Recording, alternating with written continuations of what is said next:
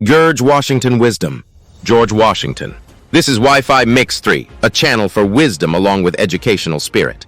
This channel may impact your life in matter of peace of mind, self-conduct, financial freedom, capacity development, leadership, social integration, self-reliance, confidence, mega projects, determination, self-esteem, and increase hope for your future. So please click on subscribe, comment, like, and share the video with your friends and relatives. Today we're going to start with George Washington. George Washington was born on February 22nd, 1732, at Pope's Creek in Westmoreland County in the British colony of Virginia in the United States of America. He died December 14th, 1799.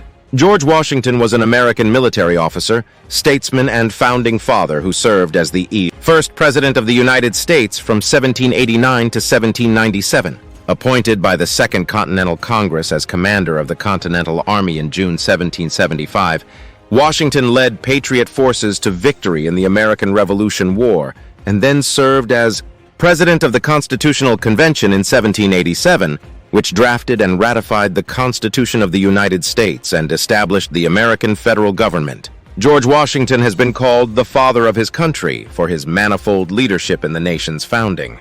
When we talk about Manfred leadership, we mean the beginning of George Washington's military career as major and commander of a militia district in Virginia during the colonial period. Please listen carefully his wisdom and leadership on Wi-Fi MMXXIII channel. It is a legacy for entire humanity. George Washington's wisdom. Discipline is the soul of an army.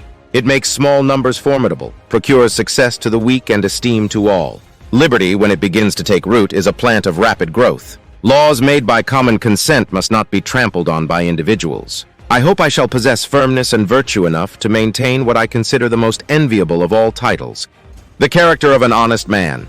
We should not look back unless it is to derive useful lessons from the past errors and for the purpose of profiting by dearly bought experience. Mankind, when left to themselves, are unfit for their own government. The basis of our political system is the right of the people to make and to alter their constitutions of government.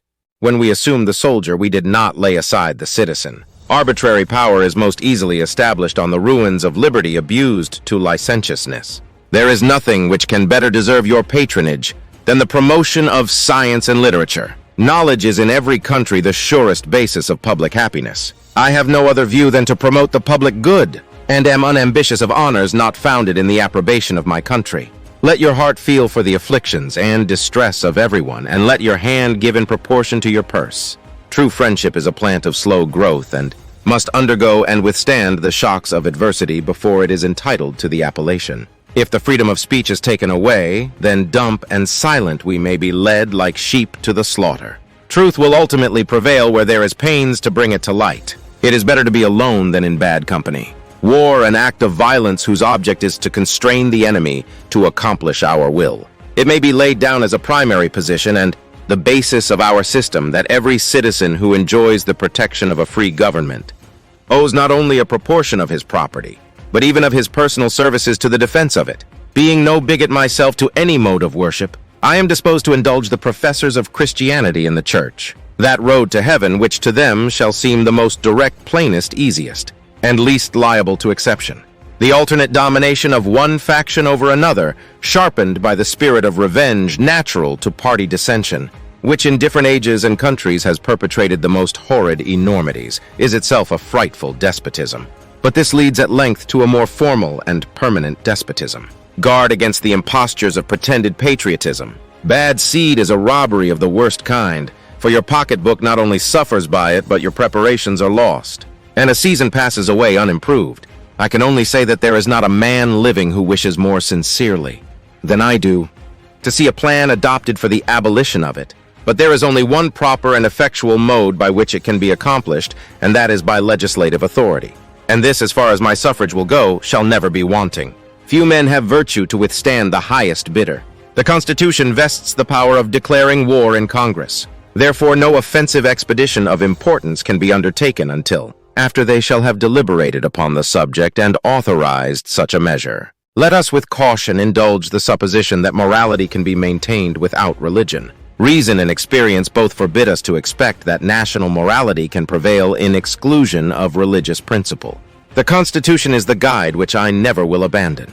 Happiness and moral duty are inseparably connected. The time is near at hand which must determine whether Americans are to be free men or slaves.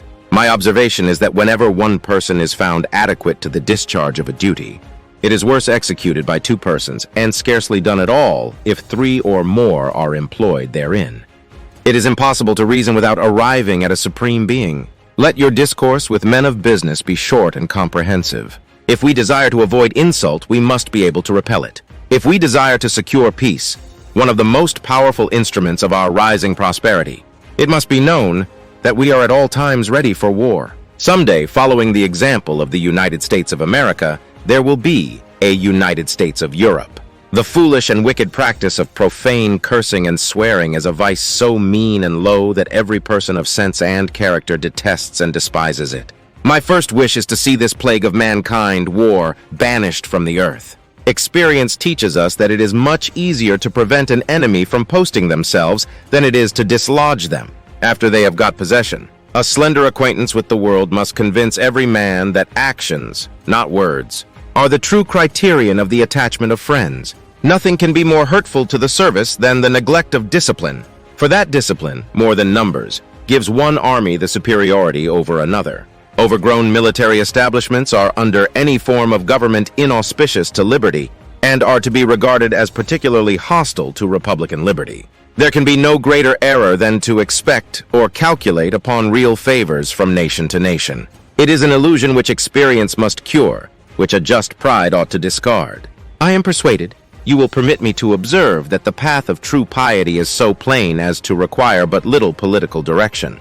Be courteous to all, but intimate with few, and let those few be well tried before you give them your confidence. I beg you be persuaded that no one would be more zealous than myself to establish effectual barriers against the horrors of spiritual tyranny and every species of religious persecution. System in all things is the soul of business. To deliberate maturely and execute promptly is the way to conduct it to advantage. With me, it has always been a maxim, rather to let my designs appear from to be prepared for war as one of the most effective means of preserving peace.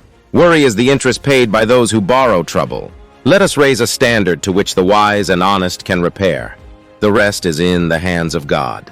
I shall wear the medal you were pleased to compliment me with great pleasure, and shall present the others to Indian chiefs as I have already done one to the half-king. I am particularly obliged. Lenience will operate with greater force, in some instances than rigor. It is therefore my first wish to have all of my conduct distinguished by it. One of the expedients of party to acquire influence within particular districts is to misrepresent the opinions and aims of other districts. When one side of a story is heard and often repeated, the human mind becomes impressed with it insensibly. Still, I hope I shall always possess firmness and virtue enough to maintain what I consider the most enviable of all titles, the character of an honest man. For I love to indulge the contemplation of human nature in a progressive state of improvement and melioration, and if the idea would not be considered as visionary and chimerical, I could fondly hope. Now we're at the end. Please stay tuned in. Our channel will experience a live streaming upon wisdom of a man known in the United States as Lafayette, a French aristocrat, Freemason, and military officer, who volunteered to join the Continental Army, led by George Washington, in the American Revolution War. This live streaming is scheduled on this upcoming Saturday, 10 a.m. Eastern Standard Time, meaning 2 p.m. Greenwich Mean Time, or at 7 a.m. Pacific Daylight Time. Thank you for your attention. See you Saturday with Gilbert Dumotier, Marquis de la Lafayette, a French military officer. Please subscribe, comment, share, and like the video. Thank you. See you next on your channel.